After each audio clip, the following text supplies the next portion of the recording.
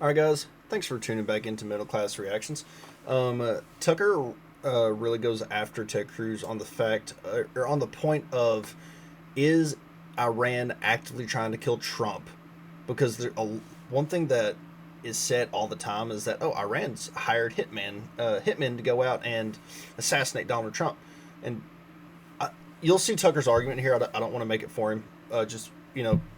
You'll see his argument here, and this gets pretty heated between him and Ted Cruz. And again, I've said this multiple times. I'll say it again. I've said this multiple times in my last video. I'll say it again probably multiple times in this video. I am beyond excited that Tucker is not letting Ted Cruz squirm his way around out of these questions, and not just letting him throw an allegation out there or making an ought claim.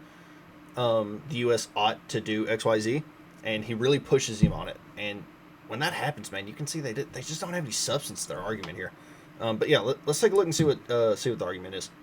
They speak, as you do, entirely in moral terms. These people are bad. These people are... I'm not speaking entirely in moral terms. I'm not interested in killing bad guys. I'm interested in killing people who are trying to kill us. If we had... That's different. I'm not engaged in morality. Are you now? Because you told me that the government of Iran is presently trying to assassinate Donald Trump. And then you said... that is undisputed. There's literally nobody who disputes that fact. Then why don't you support military action right now against Iran? We are engaged in military action right now.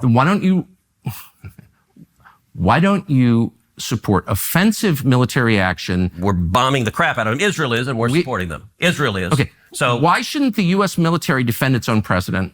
I don't understand that. Look, and it goes back to... Because you don't really believe it's true. That's why. Nobody disputes it, Tucker. Did we land on the moon? What other conspiracies do you not believe? Was 9/11 an inside job? I mean, like what? So I've asked you the names of these people. I don't know the names of the Iranian hitmen. I know it because the U.S. military and the intelligence agencies have testified before Congress repeatedly. And what did they say? That Iran is trying to murder Donald Trump and has hired hitmen. Do I know the name of the hitmen? No, I'm sorry. And I don't think we do either, because we would apprehend them if we knew their names. Then why don't you take it seriously enough to support killing the Ayatollah in response to protect our president? But you don't. This doesn't even make any sense. And you're calling me an isolationist. If I believed that was true, I would support military action against the government of Iran. Okay, that's interesting, because there is literally... You can't kill our president. All right, out of 535 members of Congress, I am not aware of one who disputes that Iran is trying to murder Donald J. Trump. That's not even the looniest Democrat doesn't dispute that. So I don't. You're saying if you believed what is, I think, a fact that they are trying to. You think it's a fact? Yes. What is the fact exactly? That they've hired hitmen. In the United States? Yes. Americans? Yeah, he's not in Iran, so they haven't hired hitmen. No, but are they the hitmen American? I don't know. Oh, okay. I'm telling you what, and by the way, I'm not the CIA. I'm not the Department of Defense. I'm telling you what they have told us. I'm not disputing it. I'm merely saying we are. That I'm not. I'm saying the logic train has a massive hole in it. If you believe that's true, then you should, by definition, support killing the people trying to kill our president. But you don't support that. Now, Tucker, so I'm wondering what's going on here. Tucker, you took offense to the word isolationist, and I genuinely don't mean it as a pejorative. I disagree with it. But if you don't like that term, I don't know how else to describe what is a coherent foreign policy that says we're surrounded by two giant nations. By the way, isolationism has long been a school of foreign policy. I believe in self-defense. I'm not, but not into the slurs, the anti-Semite stuff. I just don't like that. I'm telling you what I believe. But is there a single military action Trump took that you agree with? So did you agree with taking out General Soleimani?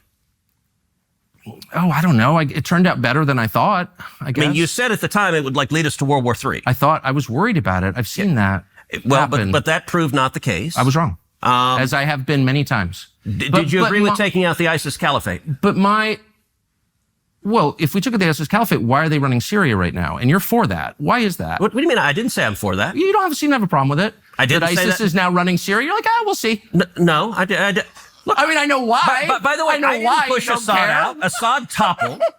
It's hilarious. You know why I don't Assad care? is bad, but no, ISIS runs Syria, but that's fine. We'll just kind of wait and see on ISIS. Not a big deal. You know not a big deal. They're trying to kill Trump. Hold on a second. I want to get back. You know why I don't care, and why, and you do your trademark smirky laugh. I know why you don't care. What are you even talking about? Why don't I care? I don't know why. You tell me. Because you think it's okay because they're not making angry noises or something, but by your own standards, ISIS is so immoral that they must die, but now they're running Syria, and you don't think that we should take military action against the government of Syria because why? They're ISIS. What I said is I don't know how good or bad it'll be. Look, I wasn't pushing Assad out. He fell.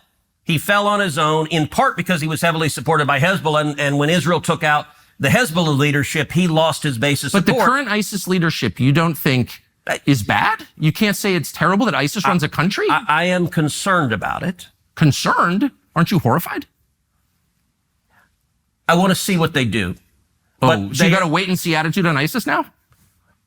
On the government of Syria, they are not actively, that I am aware of, trying to murder Americans. And if you don't know, the new guy who is the head of Syria was on the America's top 10 most dangerous terrorist list. Someone who has killed U.S. troops. If you are not aware, he now runs Syria and is the, I don't know if it's a president of Syria, whoever their top person is. Yeah, he now runs Syria. That is now recognized by Donald Trump. That less than a decade ago, he was on the top 10 most dangerous terrorist list, top 10 most wanted. That's the reason Tucker's pushing on this. That's a real dividing line. Are you trying to murder Americans or not? I'm just saying it's a little weird that we waged this war against ISIS and now they're running a country in the Mediterranean. I think that people would be very, very upset about that, but you don't seem very upset about that. Did you agree with Trump taking out al-Baghdadi, the head of ISIS? I'm totally opposed to ISIS, and what I care about is results, actually, and if taking out the head of ISIS ends ISIS, I guess I'm for it, but now ISIS runs Syria, so I'm wondering how does this work? I mean, my point is... At the time, I mean, I've taken so many different positions over the years, some of which have been wrong. I really do my best to be honest and correct if they are and admit that I was wrong. I'm not one of these people who's like, I've always been consistent. No, my views change all the time because the facts change all the time. You're not going to get consistency from me. You're only going to get sincerity. Well, I will say this, and look, I believe you're sincere. Yeah. But I'm not God. I'm just some guy watching, trying to figure out the right thing for America. And I think because you believe you were mistaken, and I agree previously, I think you've overcorrected.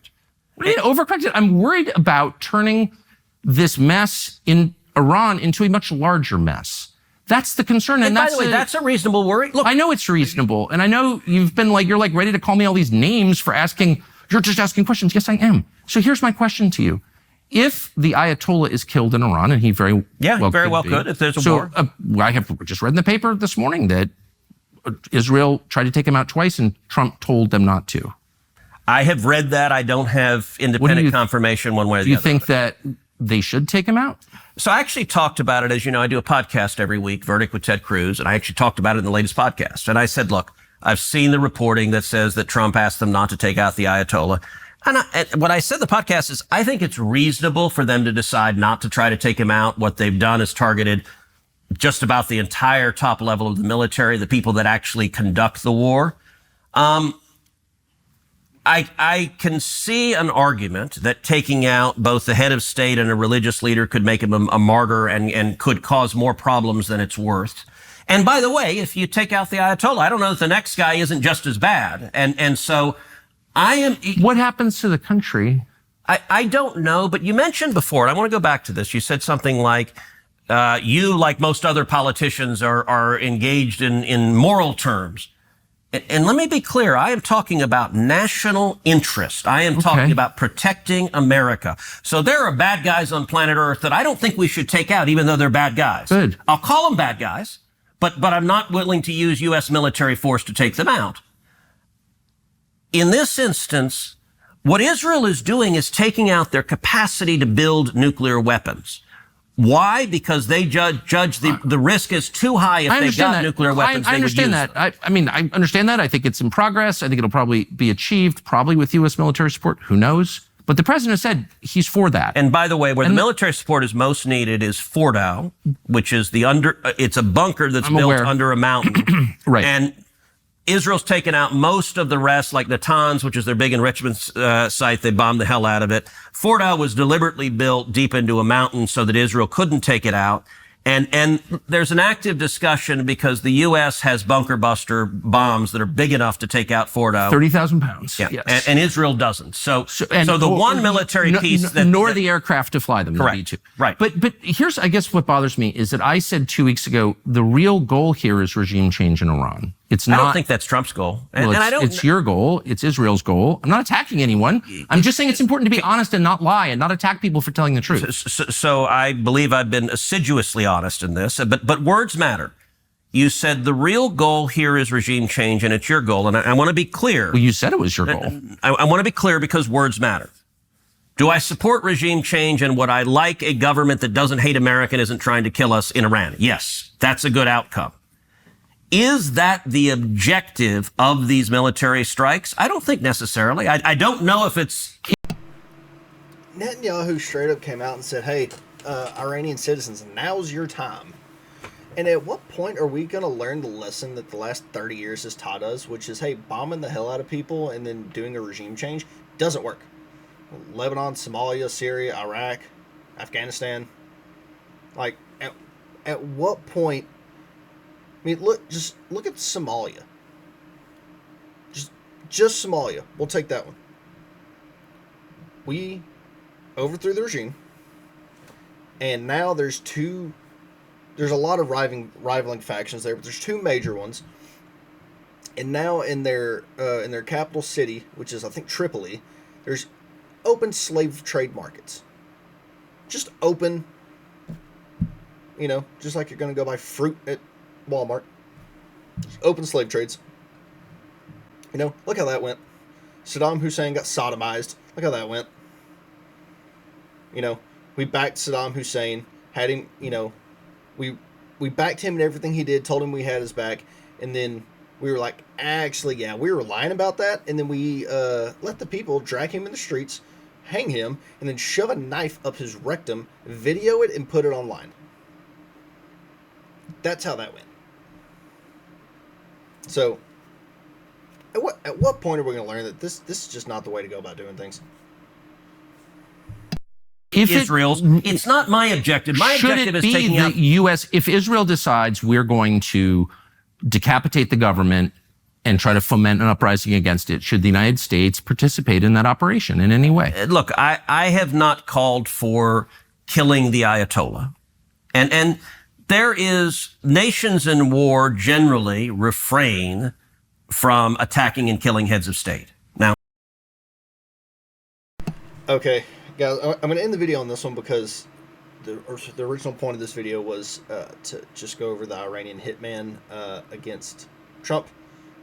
Kind of got off of that a little bit, but yeah, I don't know if Ted Cruz is just fully retarded or if he's being completely disingenuous and lying. Maybe a mixture of both. I don't know. I cannot believe I used to actually like this guy. In the 2016 election, I was super, super, super, super pro Ted Cruz. Yeah, I can't believe that I supported that guy. But, live and learn. Yeah, so thanks for tuning in. Like, share, subscribe, do all the stuff you know you need to. I'll catch you on the next one.